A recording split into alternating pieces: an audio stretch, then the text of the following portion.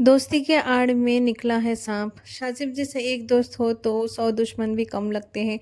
यही बात साबित होती है यहाँ पे इस जैसे ड्रामा में, और बताया यही गया है और ऐसे ही लगता है मुझे, क्योंकि मास्क की कितने लाख मना करने बावजूद भी मास्क कितने बार समझाता है शिफा को कि चलने के लिए दावत को या फिर फंक्शन को, तो शिफा बार बार इनकार कर देती है।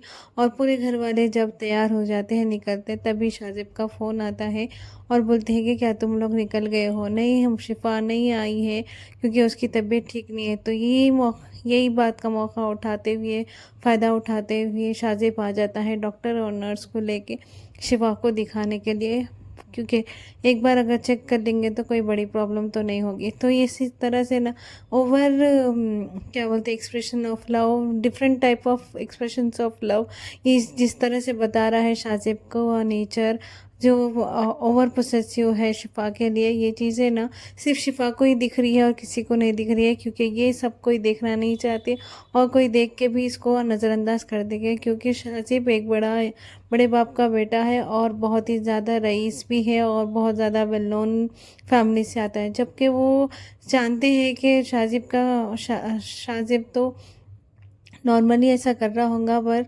शाजिब के अंदर की जो सोच है वो किसी को नहीं मालूम है, समझ में नहीं आ रहा। और यहाँ शिफा भी क्या कर सकती है, उसको भी नहीं पता कि वो ये सच है, या वो बोले तो भी किसको बोले। तो इसी तरह से यहाँ पे डिफरेंट फेस ऑफ कैरेक्टर बताया गया है और यहाँ पे ये समझाने की कोशिश कर रही है कि शिफा जो कुछ भी सोच रही है वो गलत है शाजिब के बारे। हालांकि एक तरफ से as a point of view, as a viewer की नज़र से देखा गया तो शिफा की जितनी भी सोच है, जो कुछ भी सोच रही है वो बिल्कुल सही है। क्योंकि अगर शिफा अगर अपने रिलेटेड अगर आवाज़ नहीं उठाएंगी या फिर अपने शौहर को तो बोलेंगे कि भाई ये इससे दूर रहो, तो यहाँ पे और खलीश हो जा रही। तो इसलिए वो चुपचाप रह के प्रेशर में रह रही कि किसको बोले, इधर दोस्त को नहीं समझा सकते अपने शौहर के, और यहाँ शौहर और उसकी फैमिली को भी नहीं समझाते।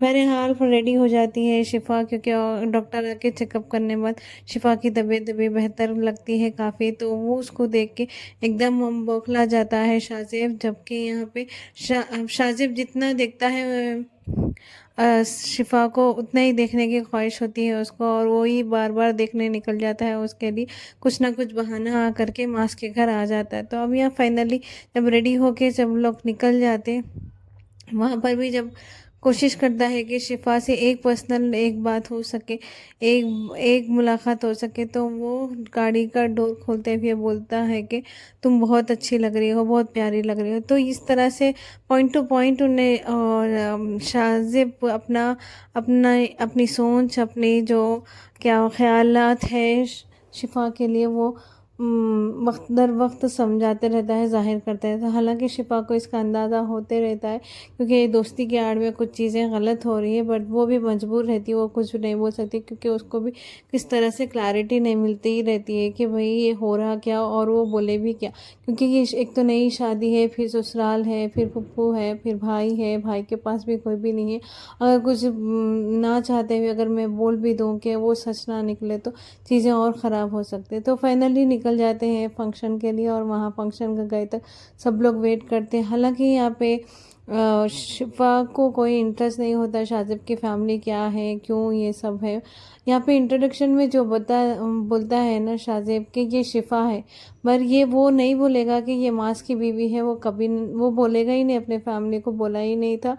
तो जब वो देखता है कि ये नॉर्मल लोगों के पीछे इतना क्यों ये ऑब्सेस हो रहा है और इतना प्रोटेक्टिव क्यों हो रहा है उसका, जो तैमूर अली ख़ान जब देख के बोलते हैं कि ये लोग कौन है और क्या है, तुम क्यों इन लोग के लिए इस तरह से हो, तो ये मेरे बहुत ख़ास है। अगर यहाँ पर कुछ भी गड़बड़ करे तो, या फिर लोग को कोई भी कुछ बोले तो मैं फ़ौरन ये फंक्शन नहीं होने दूंगा, चले जाऊंगा। तो दर पर दर शाजिब हर वक्त डरा के धमका के ही रखते हैं, एक तो फैमिली को, और दूसरी तरफ शाजिब अपनी जो भी पैसे का रुआब है उस तरह से बताते रहता है मास की फैमिली को कि मैं तुम्हारे लिए कंसर्न हूँ, प्रोटेक्टिव हूँ, मैं बहुत ज़्यादा केयरिंग हूँ। बट पीछे से उसका ख्याल सिर्फ शिफा के लिए रहता है। बहरहाल जो भी था, फंक्शन तो हो जाता है। फंक्शन के बाद जब फैमिली वाले बोलते हैं कि यहाँ फंक्शन में और एक बात भी होती है कि जब सब भी मांस के मुंह में थोड़ा सा निवाला अटकता है, वो फ़ौरन पानी लेने जाती है मांस के लिए। तो शिफा मांस के लिए जब पानी लाने जाती है, वहाँ पे बीच में मिल जाता है शाजिब और बोलता है कि तुमने कुछ नहीं खाया, मैंने नोटिस किया बहुत देर से तुमने कुछ नहीं खाया। तो यहाँ पे जवाब में वो आंसर देती, हालांकि यहाँ पे मेरे को ये चीज़ अच्छी लगी थी क्योंकि वो एक बाउंड्री मेंटेन कर रही थी कि भाई तुम्हारा दोस्त होगा, तुम्हारे लिए बहुत अजीज है, मेरे लिए कुछ भी नहीं है, मेरे को कोई फ़र्क नहीं पड़ता। वो बस एम्प्टी हैंड से कुछ खाए नहीं, जैसे ही वापस फंक्शन से चले जाती। अब फंक्शन से जाने के बाद फैमिली वाले उसको पूछते क्यों उसको वो फैमिली को पर्सनल ट्रीटमेंट दे रहे थे। तो यहाँ शाजिब उसके अब्बू को बोलता है कि मेरे लिए वो बहुत ख़ास है, वो मैं उससे शादी करना चाहता हूँ, वो मेरे लिए बहुत ख़ास है। अब हालांकि तैमूर अली खान साफ से बोल देते हैं कि ये तो मामूली लोग के लिए तुम इस तरह से हो, ये वो लड़की मामूली नहीं है। तो यहाँ पे चीज़ें ना बहुत ज़्यादा कॉम्प्लिकेटेड हो जाती है और वो डराता है, धमकाता है, बोलता है कि मुझे वही लड़की चाहिए, मुझे उससे मोहब्बत है। तो अब यहाँ पर ना शाजिब का जुनून उसके बाप के सामने नज़र आता है और रोके तो रोके कैसा।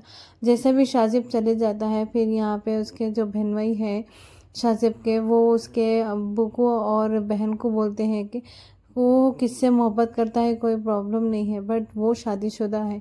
शिफा जो है वो मास की बीवी है और ये चाहता है कि ये शिफा से शादी करे। ये कैसा मुमकिन है, मुझे समझ में नहीं आ रहा।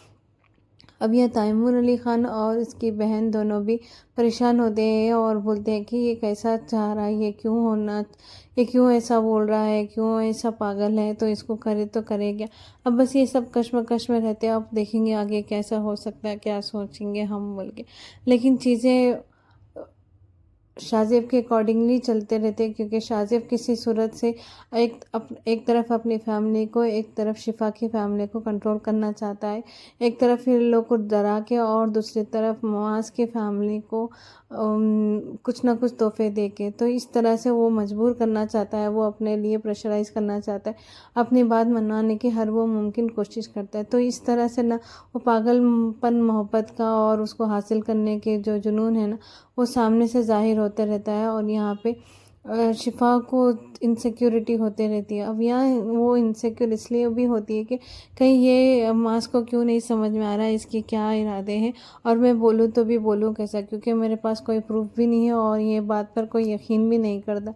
एक तो रहे मिडिल क्लास, तो इसमें ऐसे बड़े बातें बोल भी नहीं सकते, इस तरह से खामोश रहते। अब देखना ये हो